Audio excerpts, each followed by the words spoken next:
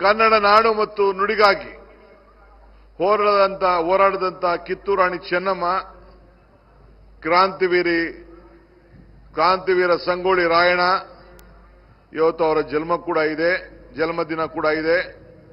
ಮೈಲಾರ ಮಹದೇವಪ್ಪ ಅವರಂತ ವೀರ ಧೈರ್ಯ ಮತ್ತು ಹೋರಾಟ ನಮ್ಮ ದಾರಿ ತೋರಲಿದೆ.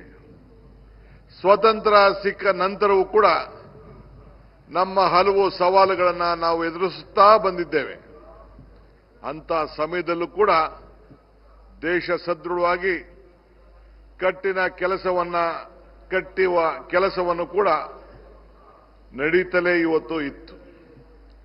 ದೇಶದ ಗಡಿಯಲ್ಲಿ ನಮ್ಮ ಪ್ರಾಣ ಕೊಟ್ಟಂತ ಹೆಮ್ಮೆಯ ನಮ್ಮೆಲ್ಲರ ಸೈನಿಕರ ಸಿಬ್ಬಂದಿ, ಅವರ ನಾಯಕರು ಇವತ್ತು ನಮಗೆ ತ್ಯಾಗ ಮತ್ತು ಸದಾ ನೆನಪಿಸಿಕೊಳ್ಳುವಂತ ಅವಕಾಶವನ್ನ ಅವರೆಲ್ಲರೂ ಕೂಡ ಒದಗಿಸಿಕೊಟ್ಟಿದ್ದಾರೆ.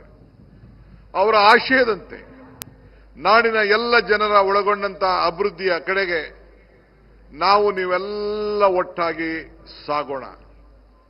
ನಾನು ಮುಖ್ಯಮಂತ್ರಿಯಾಗಿ 2 ತಿಂಗಳಿನಲ್ಲಿ ಜನಸ್ನೇಹಿ ಮತ್ತು ಜನ ಆಡಳಿತ ನಡೆಸಲು ಈಗಾಗಲೇ ಅನೇಕ ಯೋಜನೆಗಳನ್ನು ಆರಂಭಿಸಿದ್ದೇನೆ. ಪಂಚಾಯಿತಿ ಮಟ್ಟದಲ್ಲಿ ರಾಜ್ಯ ಮಟ್ಟದವರೆಗೆ ಜನರ ಕುಂದುಕೊರತೆಗಳನ್ನು ಮತ್ತು ಸಮಸ್ಯೆಗಳನ್ನು ಆಲಿಸಲು ಹೊಸದಾಗಿ ಪ್ರತ್ಯೇಕ ಪ್ರಜಾಸೇವೆ ಇಲಾಖೆಯನ್ನು ಕೂಡ ಈಗಾಗಲೇ ನಾನು ಸ್ಥಾಪನೆಯನ್ನು ಮಾಡಿದ್ದು ತಮಗೆಲ್ಲ ಈಗಾಗಲೇ ತಿಳಿದಿರಬಹುದು. ಈ ಇಲಾಖೆಯಿಂದ ಎಲ್ಲ ಜಿಲ್ಲಾ ಉಸ್ತುವಾರಿ ಸಚಿವರುಗಳು ತಮ್ಮ 3ನೇ ಶನಿವಾರ ನಮ್ಮ ಉಸ್ತುವಾರಿಯ ಜಿಲ್ಲೆಗಳಲ್ಲಿ ಪ್ರತಿ ವಿಧಾನಸಭಾ ಕ್ಷೇತ್ರಗಳಿಗೆ ಜನಸಂಪರ್ಕ ಸಭೆಗಳನ್ನು ನಡೆಸಲಿದ್ದಾರೆ. ನಂತರ ಹೋಬಳಿ ಮಟ್ಟಕ್ಕೂ ಕೂಡ ಜಿಲ್ಲಾ ಪಂಚಾಯಿತಿ ಮಟ್ಟಕ್ಕೂ ಕೂಡ ಈ ವಿಸ್ತರಣೆ ಕೂಡ ಆಗಲಿದೆ.